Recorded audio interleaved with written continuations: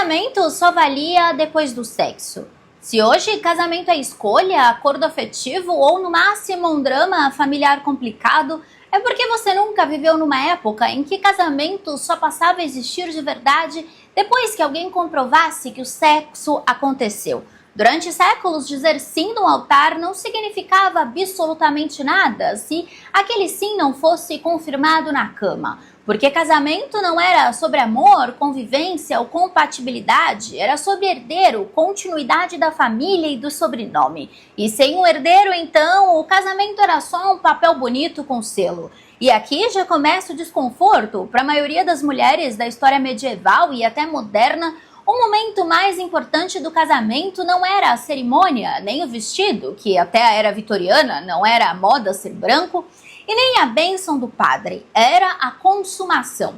Porque era ali, naquele quarto fechado, que o corpo feminino deixava de ser pessoa e virava cláusula contratual. E é claro, sem o sexo, o casamento podia ser anulado, reversível, cancelado, e era normal que isso acontecesse se o acordo político deixasse de ser interessante.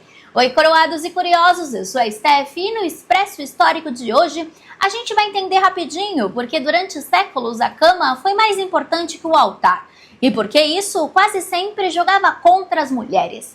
Durante a Idade Média e boa parte da Idade Moderna, casamento era tratado como acordo econômico e dinástico. Terras, títulos, alianças e sucessões passavam por ele. Só que o sistema tinha um problema bem básico: como garantir que aquele casamento produziria o que prometia?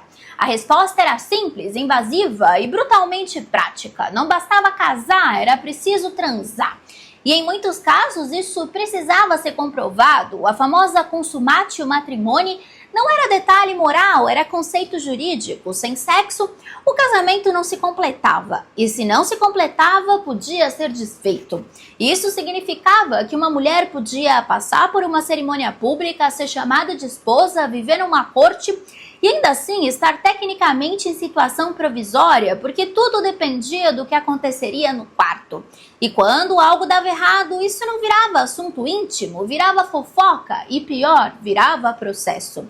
Existem registros de tribunais eclesiásticos discutindo se o sexo tinha acontecido, se tinha sido suficiente, se tinha sido válido, com médicos e também testemunhas sendo interrogadas. Um detalhe é que em situações extremas, o corpo da mulher era examinado para provar virgindade, capacidade ou falha.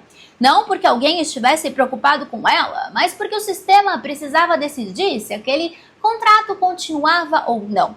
E aqui entra a parte que quase nunca aparece nos contos de fadas: se um casamento fosse anulado por falta de consumação, o impacto não era igual para os dois lados. Para o homem, muitas vezes era só um acordo que não funcionou, ele achava outra esposa e bola para frente. Já para a mulher era uma sentença social. E se o resultado não viesse por dor, medo, incompatibilidade ou simplesmente porque o sexo não é mecânico, o sistema não perguntava o porquê, ele anulava, descartava a mulher e seguia adiante. Isso ajuda a entender porque a sexualidade feminina sempre foi cercada de vigilância, medo e controle. Não era só moral religiosa, era logística de poder. Um corpo feminino imprevisível era uma ameaça institucional. Por isso, tanto obsessão com virgindade e pureza, inspeção e silêncio. Porque não estava em jogo o casamento, estava em jogo a estabilidade do sistema.